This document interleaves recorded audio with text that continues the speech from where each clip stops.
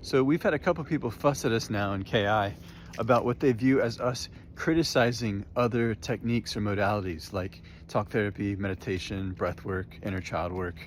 And I understand why, because these things have helped a lot of people, and we're not denying that or criticizing that or asking people to not do what works for them. What we are doing is pointing to any practice that doesn't explicitly address the root of suffering, which is emotional repression in the body, and highly recommending that you honestly and earnestly ask yourself, why am I doing this?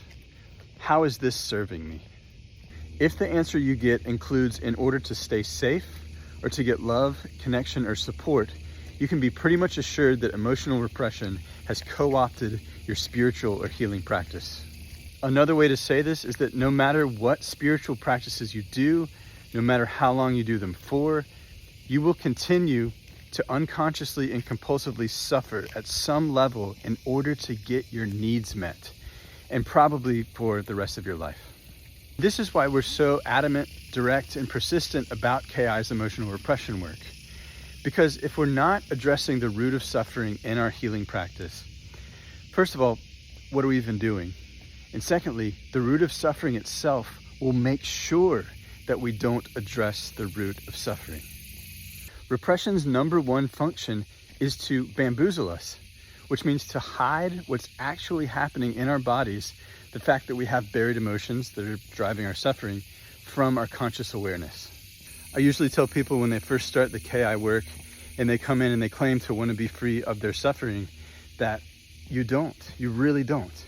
You never have and you never will. You might think you do consciously, but as soon as you get down into the unconscious body, you'll find that it is arguing like its life depends on it in favor of your continued suffering. This is why an addict can't quit even when they want to. This is why someone with chronic pain can't get rid of it even when they want to. This is why someone with depression and anxiety is treatment resistant. This is why people self-sabotage. See?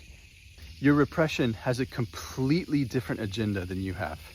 And yet it might let you do meditation or talk therapy or breath work or inner child work, but it's not going to stop suffering. Unless and until we make the unconscious repression mechanism and the compulsive, relentless argument for suffering progressively conscious over time. And this is exactly the work that we do in the Kilby inquiries. If you'd like to learn more about it, visit repressiontest.com.